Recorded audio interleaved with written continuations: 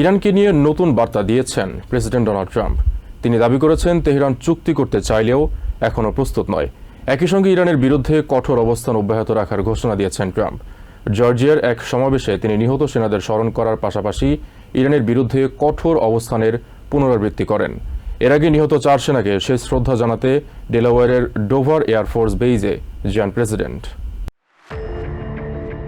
ইরানের সঙ্গে চলমান সংঘাতে নিহত 4 আমেরিকান সেনা সদস্যের প্রতি রাষ্ট্রীয় মর্যাদায় শেষ শ্রদ্ধা জানিয়েছেন প্রেসিডেন্ট ডোনাল্ড ট্রাম্প।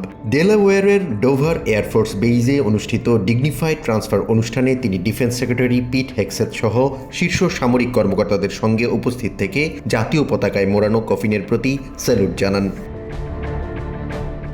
অনুষ্ঠান শেষে জর্জিয়ার ম্যারিয়েটায় এক সমাবেশে ট্রাম্প বলেন, ইরানের সঙ্গে সংঘাত শুধু যুদ্ধক্ষেত্রেই সীমাবদ্ধ নয়, বরং এটি আমেরিকার নিরাপত্তার প্রশ্ন। তিনি অভিযোগ করেন, গত 4 মাসে ইরানে 52,000-এরও বেশি বিক্ষোভকারী নিহত হলেও আন্তর্জাতিক গণমাধ্যম সে বিষয়টি যথাযথভাবে তুলে ধরছে না।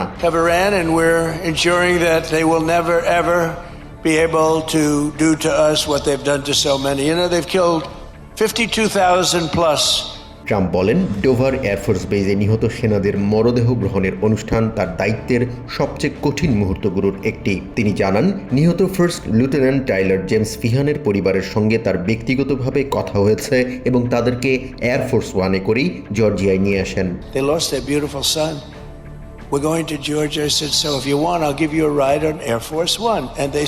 সমাবেশে Trump first lieutenant Tyler James ফিহানকে একজন মেধাবী ও সম্ভাবনাময় সেনা কর্মকর্তা হিসেবে উল্লেখ করেন। তার ভাষায়, ফিহান ভবিষ্যতে জেনারেল হওয়ার সব যোগ্যতাই রাখতেন। নিহত সেনার পরিবারের উদ্দেশ্যে সমবেদনা জানিয়ে তিনি বলেন, আমেরিকা তাদের এই আত্মত্যাগ কখনো ভুলবে না।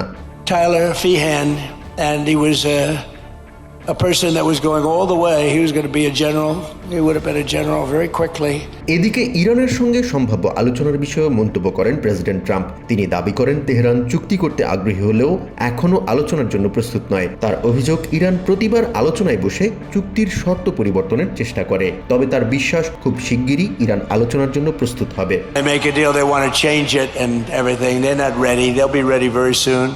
তার আগে ট্রাম্প হুঁশিয়ারি দিয়ে বলেন, হরমুজ প্রণালীতে জাহাজ লক্ষ্য করে ইরানের যে কোনো হামলার জবাবে আমেরিকা ইরানের গুরুত্বপূর্ণ অবকাঠামো যেমন সেতু কিংবা বিদ্যুৎ কেন্দ্র ধ্বংস করবে। এর জবাবে ইরানের যৌথ সামরিক কমান্ডো সতর্ক করে জানায়, আমেরিকা এমন পদক্ষেপ নিলে তারা অঞ্চল জুড়ে তেল, গ্যাস, বিদ্যুৎ ও অর্থনৈতিক অবকাঠামোকে লক্ষ্যবস্তুতে পরিণত করবে।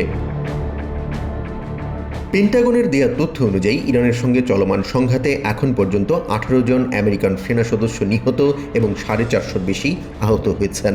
নিহত 4 সেনা সদস্যের মধ্যে 3 জন জর্ডানের মুয়াফফাক সালতি এয়ারবেজে ইরানি ক্ষেপণাস্ত্র হামলায় এবং আরেকজন ইরাকের এরবিলে পৃথক এক অভিযানে প্রাণ হারান।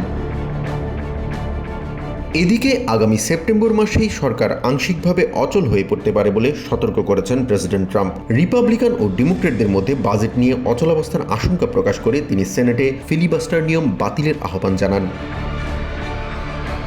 জাহান মিথুন, TVN 24 নিউজ ডেস্ক।